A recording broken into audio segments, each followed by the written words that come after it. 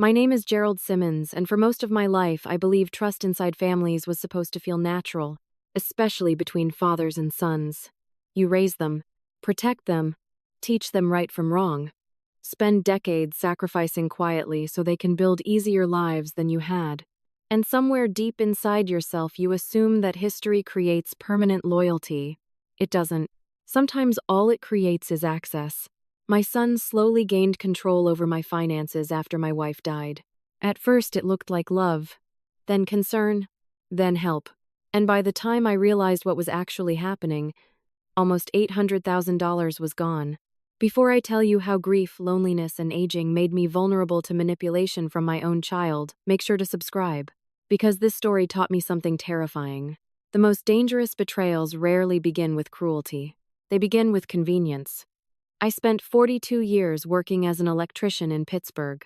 Hard work, cold winters, early mornings, late-night emergency calls.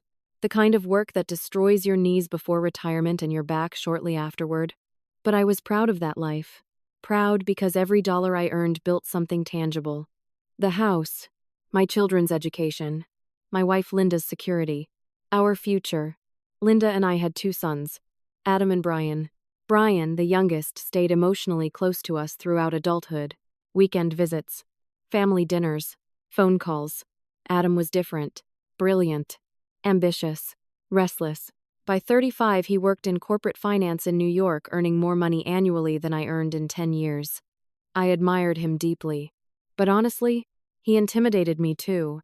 People like Adam move through the world quickly, confidently, as though uncertainty belongs only to slower people. Still, despite differences, I loved both my boys equally. At least I believed I did. Then Linda died.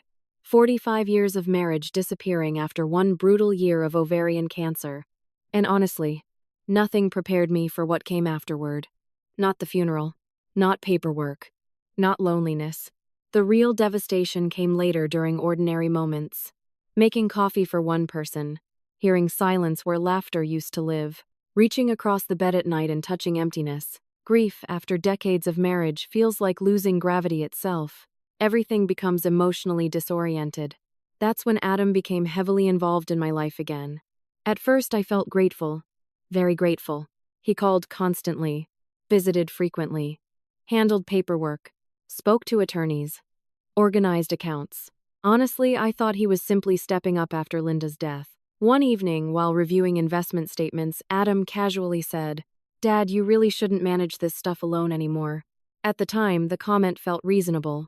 I was grieving heavily, exhausted mentally, and financial documents overwhelmed me emotionally after Linda died. So when Adam offered help, I accepted it. That decision changed everything. Gradually, Adam inserted himself into every financial aspect of my life. Banking, investments, tax communication, property management. At first it felt comforting, like having someone competent protecting me during vulnerable years. Then slowly, the language changed. "You probably forgot. That's too complicated. Let me handle it." Small phrases, repeated constantly. And over time I started doubting myself more than I should have. That's the terrifying thing about aging. People begin treating your uncertainty like permanent incompetence. Eventually you start wondering whether they're right. Brian noticed changes before I did.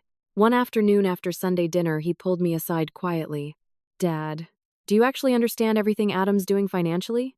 I immediately defended Adam, because honestly, questioning him felt insulting and embarrassing.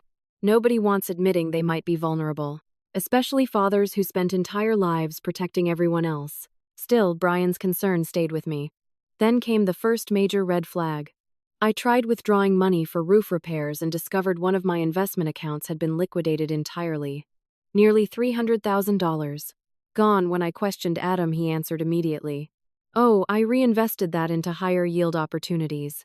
Reinvested. No consultation. No discussion. Just control. I remember feeling uncomfortable. But Adam spoke with such confidence that I doubted my own instincts. That's another painful truth elderly parents rarely admit publicly. Intelligence becomes intimidating when you feel emotionally dependent on someone. And Adam knew finance professionally. I didn't. So I stayed quiet. Months passed. Then more strange things happened. missing statements, new account structures, documents requiring signatures. Adam always had explanations ready. Tax optimization, estate simplification, risk management. Everything sounded sophisticated enough to discourage further questions. Meanwhile, Brian grew increasingly alarmed. "You're letting him control too much," he warned repeatedly. But by then, Adam already framed Brian as emotional and financially inexperienced. And honestly, part of me feared family conflict more than financial uncertainty. That fear became my weakness. Then came the hospital incident. A minor stroke. Nothing catastrophic, but enough to hospitalize me for several days. And during recovery, I overheard Adam speaking to a doctor outside my room. "Dad's becoming less capable of managing complex decisions. Les capable." The phrase hit me harder than the stroke itself, because suddenly I realized something horrifying. My son no longer viewed me as independent. He viewed me as transitionary, someone gradually surrendering control. That realization terrified me. Then came the moment everything finally shattered. About 6 weeks after leaving the hospital, Brian arrived unexpectedly, carrying printed bank records. At first, I thought there had been some mistake. Then I saw the withdrawals. Massive withdrawals. Hidden transfers. Private shell accounts. Nearly $800,000 moved gradually over 3 years. My hands physically shook reading the statements. I genuinely couldn't breathe properly for several seconds. Because deep down, part of me still desperately believed there had to be an explanation. There wasn't. The investigation uncovered everything slowly. Failed, speculative investments, luxury property losses, margin debt. Adam wasn't simply helping himself casually. He was drowning financially while maintaining the appearance of corporate success. And apparently, my accounts became his private rescue system. The confrontation happened inside my kitchen on a freezing January evening. I placed the financial records in front of him silently. At first, Adam didn't even deny it immediately. He just stared at the papers with exhausted eyes. Then finally he whispered, "You wouldn't have understood." That sentence broke something inside me permanently. Not because of money, because my son genuinely convinced himself my age justified removing my right to informed consent. I asked only one question. "Did you ever plan on telling me?" Long silence. Then quietly, "I thought I could fix everything before you noticed." Fix everything. As though betrayal becomes acceptable if repayment happens eventually. The argument that followed lasted nearly 3 hours. And underneath all the financial details, something much sadder emerged. Adam was terrified. Terrified of failure. Terrified of appearing unsuccessful after building his entire identity around achievement. Corporate culture normalized risk. Status pressure normalized deception. And gradually, lying became easier than humiliation. None of that excused what he did. But understanding motivation matters emotionally when betrayal comes from your child. Brian arrived midway through the confrontation. I'll never forget the look on his face hearing Adam finally confess fully.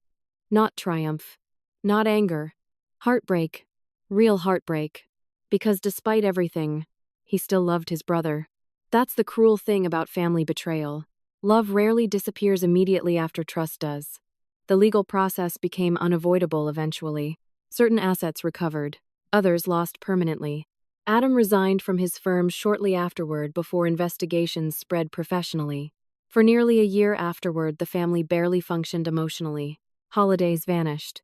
Phone calls stopped. I spent most evenings sitting alone wondering where exactly I failed as a father. Because parents always internalize family collapse personally. Always. Therapy eventually forced all of us into painful honesty. Adam admitted he associated love with achievement since childhood. And somewhere along the way, financial success stopped being ambition and became emotional survival. Meanwhile, I confronted my own mistakes too. I taught my sons how to work hard, how to provide, how to endure. But maybe, I never taught them how to fail safely. That realization still hurts. Today, our family is healing slowly. Very slowly. Adam works a smaller financial job now, lives modestly, attends recovery groups for gambling and compulsive trading behavior. Brian and I rebuilt trust faster. But Adam, that relationship remains fragile. Still healing. Still uncertain sometimes. But not hopeless. And honestly, that matters. Because despite everything, he's still my son. Before Linda died, she once told me something I didn't fully appreciate back then. Children don't just inherit money from parents. They inherit fears. Now I understand exactly what she meant. Have you ever trusted someone completely only to realize they slowly took advantage of that trust over time? Tell me in the comments below. And if this story touched you, please like and subscribe. Because sometimes the deepest wounds inside families come from people who convinced themselves they were only doing what was necessary to survive.